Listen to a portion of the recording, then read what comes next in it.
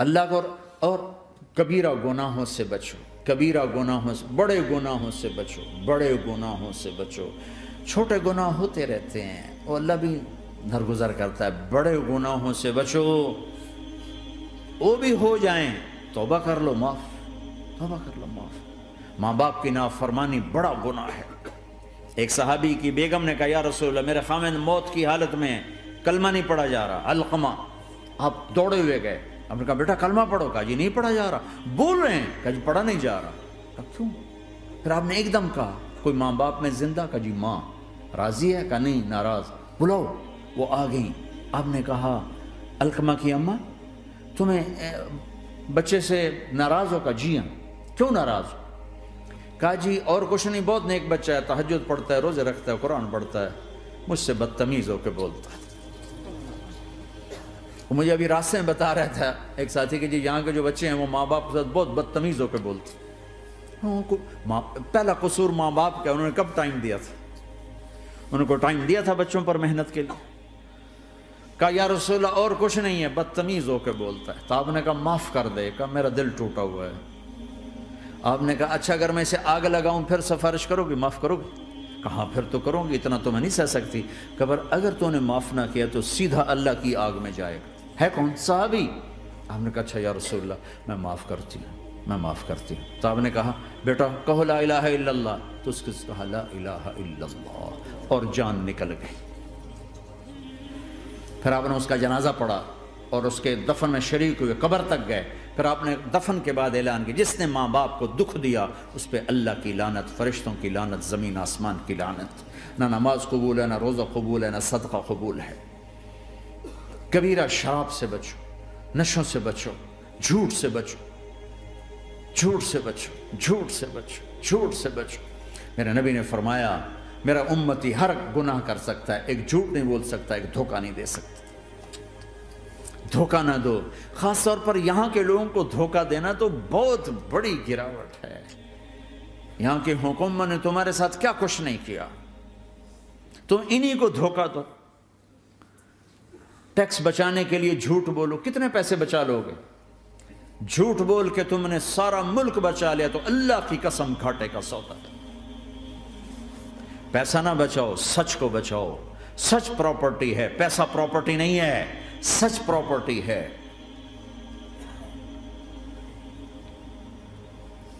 ہمارے ملکوں میں تو لوگ ٹیکس نہیں دیتے کہ حکومتیں کچھ لگاتی ہیں کچھ کھا جاتی ہیں، یہاں تو سارا تم پہ لگاتے ہیں۔ کیوں جھوٹ بولتے ہو؟ کیوں دھوکہ دیتے ہو؟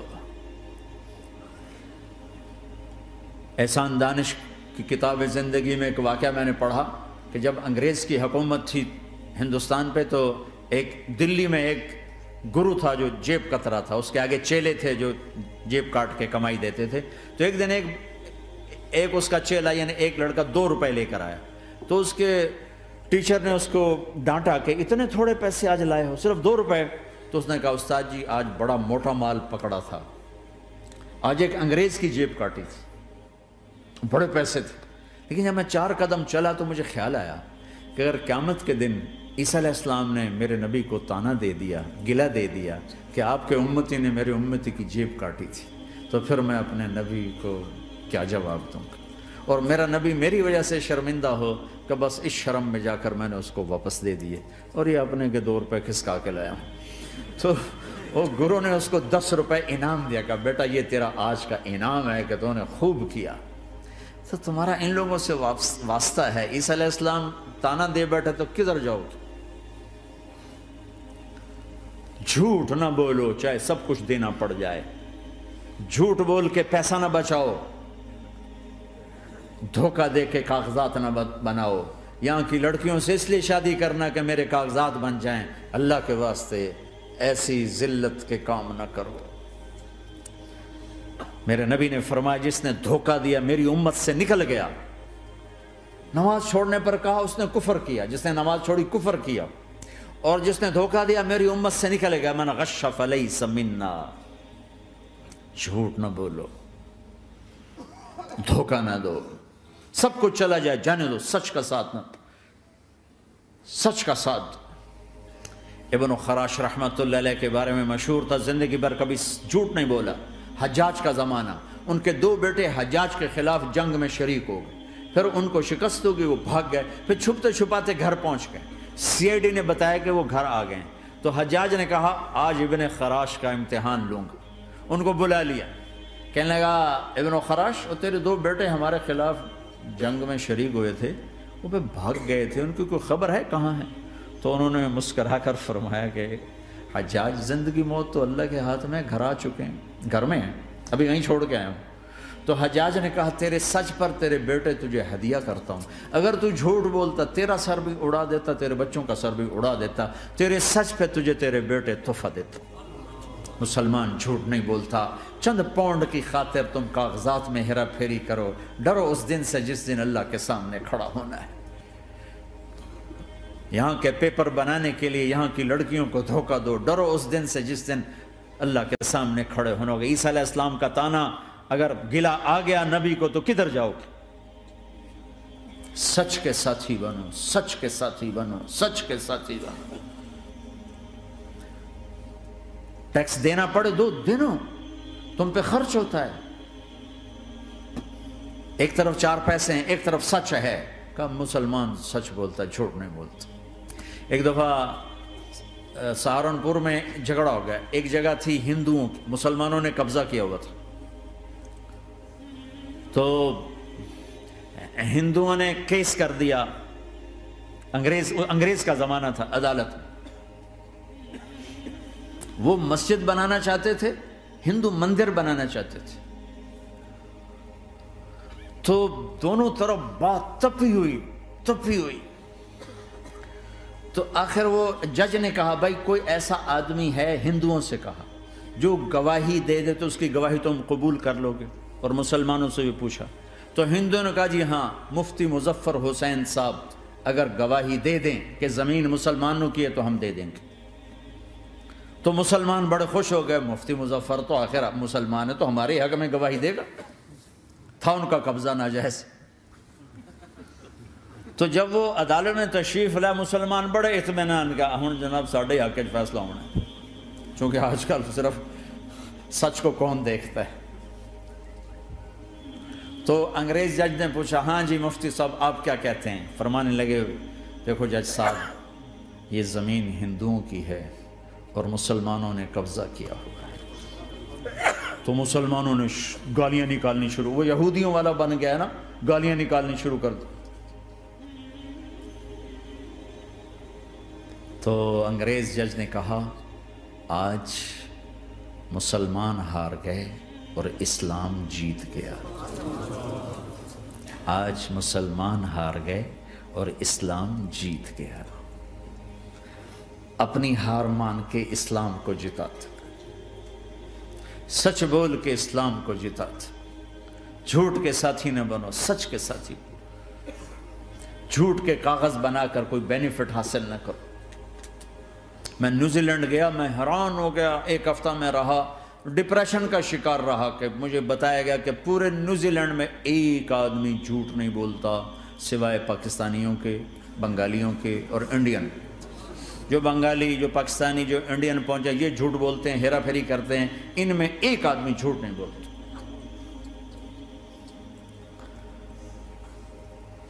سچ تو ایک عالمی صفت ہے، جو اللہ کو نہیں مانتا وہ بھی کہتا ہے سچ بہت اعلیٰ چیز، اور تمہیں تو تمہارا نبی کہہ رہا ہے الصدق ینجی والکذب یہلک، سچ نجات دیتا ہے، جھوٹ ہلاک کرتا ہے۔ آپ تشریف لے جا رہے تھے، آپ کو آواز آئی یا رسول اللہ، آپ نے ادھر ادھر دیکھا، کوئی نظر نہیں آیا، پھر آواز آئی یا رسول اللہ، پھر آپ نے دیکھا تو ایک ہرنی آپ کو پکار رہی تھی، ہرنی، وہ بندھی ہوئی رسی کے ساتھ۔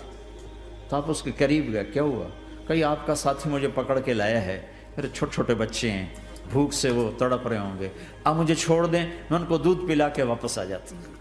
اب وہ پرائی چیز ہے، تو آپ نے کہا اگر تو واپس نہ آئی تو پھر؟ کہ اگر میں واپس نہ آئی تو اللہ مجھے آگ میں ڈال دے، جہنم۔ تو آپ نے اس کی رسی کھول دی اور خود وہیں بیٹھ گئے۔ وہ دوڑتے دوڑتے پہاڑوں میں غائب ہو گئے اور آپ وہیں بیٹھے رہے۔ کچھ دیر کے بعد آپ نے دیکھا وہ پہاڑ سے اتر کر آ رہی تھی کہ یا رسول اللہ میں حاضر ہو گئی. تو آپ نے اس کو رسی سے باندھ کے وہیں کھڑا کر دیا اور خود وہیں بیٹھ گئے. تھوڑی دیر ہوئی تو وہ آ گئے شکاری جو نے شکار کیا تھا.